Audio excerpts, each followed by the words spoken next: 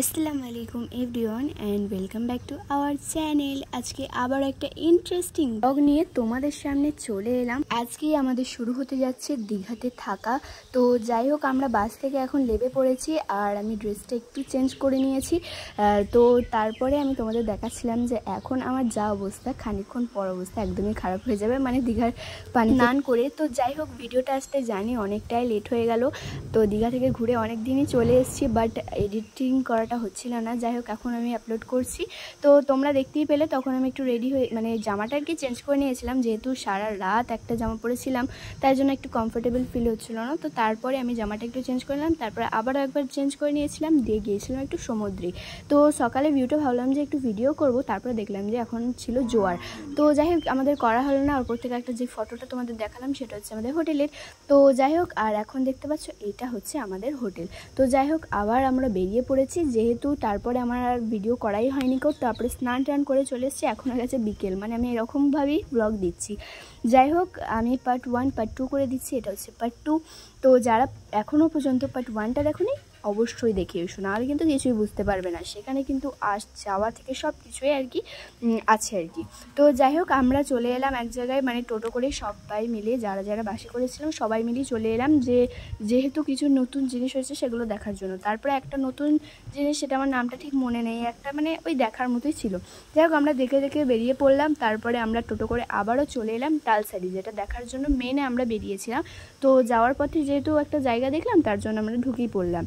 তো যাই হোক, তারপর আমরা তালসারিতে চলে এলাম, আর এখন হেঁটেই যাচ্ছি। আর চারপাশে কিন্তু দারুণ দোকান ছিল। জানি তোমরা এখন বলবে যে তালসারিটা তো সকাল বা বিকেল দিকে যেতে হয়। তো আমরা আমরা বিকেলই বেরিয়েছিলাম, কিন্তু আসতে একটু লেট হয়ে গেল। আর আমাদের কিন্তু হোটেল থেকে তালসারি বেশ কয়েকটাই দূর ছিল, মানে অনেকটাই দূর ছিল।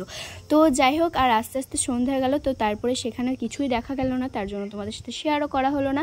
তারপরে আমরা সেখান থেকে জাস্ট খানিকক্ষণ দেখে তারপরে আমরা এখান থেকে আলাদা জায়গায় চলে এলাম, যেটা দেখার, মানে আমরা দীঘা এলে এটা প্রত্যেকবারই দেখি, সেটা হচ্ছে ঢেউসাগর। এই জায়গাটা যদি নাই ঘুরি তাহলে তো একদমই হবে না। তো যাই হোক, আমরা আর সন্ধ্যেবেলাটা কিন্তু ঢেউসাগরটা দারুণ লাগে।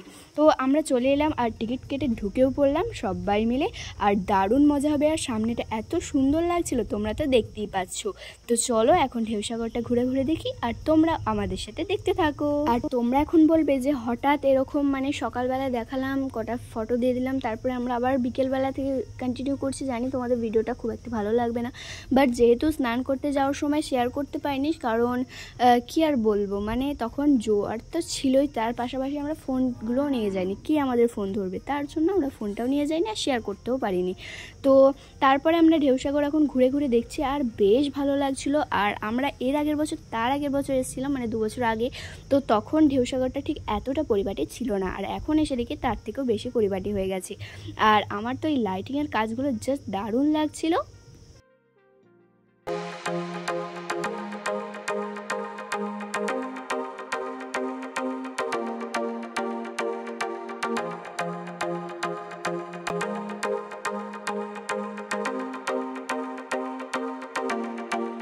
তোমরা কারা কারা কতবার দীঘা এসছো অবশ্যই আমাকে কমেন্ট বক্সে জানিও। আমার এটা নিয়ে প্রায় 8-9 বার হয়ে গেল, মানে আমি প্রায় দীঘা আসি, কিন্তু তোমাদের সাথে সেরকমভাবে শেয়ারই করা হয় না, মানে একটাও ভিডিও আমি এই চ্যানেলে আপলোড করিনি দীঘার। তো কারণ আমি তখন ভিডিও খুব একটা করতাম না, বা তার পাশাপাশি তো এখন থেকে আমি ব্লগটা খুব একটা স্টার্ট করলাম। তো যাই হোক, সেসব কথা বাদ দাও। এবার থেকে যতবারই যাব ততবারই আরও এর থেকেও ইন্টারেস্টিং করার চেষ্টা করব ব্লগগুলো। তো দেখতে পাচ্ছ এইখানটায় ওপর দিয়ে একটা ব্রিজের মতো ছিল, আর সেইখান দিয়ে যাচ্ছে, আর নিচের দিকে তাকালে যেন মাথাটা একবারে ঘুরে যাচ্ছে। তো তারপরে আমরা ঠিক এভাবেই মানে চারিদিকটা ঘুরলাম। আর ঢেউসাগর তো বড় একটা জায়গা নিয়ে মানে আছে আর কি। তো যাই হোক, সেসব ঘুরে ঘুরে দেখলাম, আর তারপরে আমরা এসে বসলাম একটু সমুদ্রের পাড়ে। আর যেহেতু সমুদ্রের পাড়ে যদি নাই বসি তাহলে তো হবেই না, কারণ সমুদ্রের পাশে বসলে আমাদের মাইন্ডটাও কিন্তু খুব ঠিক হয়ে যায়, বা বলতে গেলে একটু ফ্রি হয়।